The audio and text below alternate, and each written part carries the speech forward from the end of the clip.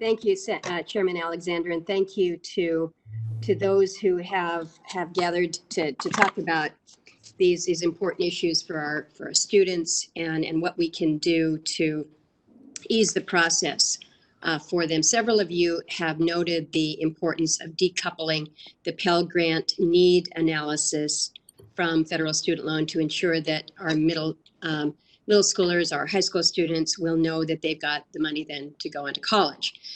We recognize, though, that the FAFSA Simplification Act does not provide a promise that students will be eligible for a Pell Grant because we know that circumstances can change, families' incomes may change, and there's been that discussion this morning.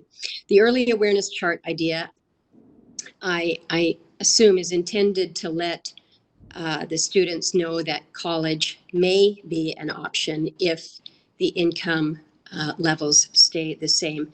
But I'm afraid that message may get lost there. I'm concerned that families may believe that a chart showing a certain family income and family size equals a certain Pell Grant amount, and that's a promise, that's a guarantee.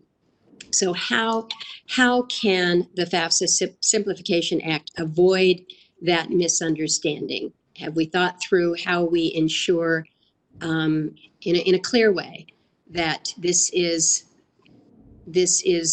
conditioned on circumstances remaining the same? Is this a fear or concern that you have? And I throw that out to any member of the panel who may wish to speak to it. I'll speak to that. Thank you, Senator. I do think that is a little bit of a concern, but you sort of have to weigh the relative concerns here. And right now, I think the far larger concern is that students don't know or aren't preparing for college because they think they won't qualify. If we do have some students who are preparing and doing everything they can to get ready for college, and then at the end, they get a surprise in the other direction, that's a concern, but I think there's still going to be other ways to help those students.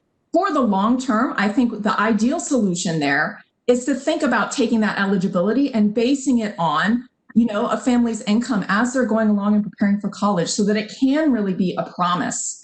When they get to that point, they know. It's almost more like a savings account or a baby bond sort of idea, where by the time they get there, they know exactly what they have in the bank. And I think that FAFSA simplification is a step that will move us in that direction. So we're not quite there yet, but we're laying the groundwork for what you have perhaps outlined. I think this is a huge step. I think this would be a huge step. The legislation that's on the agenda today, I think, will be a major step.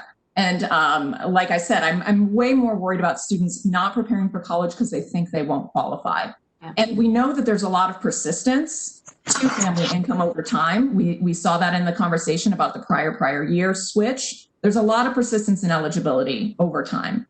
So that's not the biggest of my concerns right now. And I think it will open the door to even greater reforms in the future. Anybody else want to speak to that quickly? I've got one more question that I'd like to ask. Sure. If I could just interject just briefly. I do have some research on this area. When we were focusing on 28,000 students in Ohio and North Carolina, we also ended up having a small experiment where we shared with their younger siblings and with the sophomores and freshmen in their schools the kind of postcard that we're talking about right now, with a pre-estimate of financial aid. What we actually found is that the families all became interested in all of a sudden meeting with their guidance counselors, meeting with the nonprofits that were available to start a conversation. It grabbed their attention so that they were coming in to get the advising, not just about financial aid, but also about college choice and program of study, which is also a very important part of the process. So we really interpreted it as starting the conversation, which is absolutely critical, given all the misinformation that's out there that there's no aid.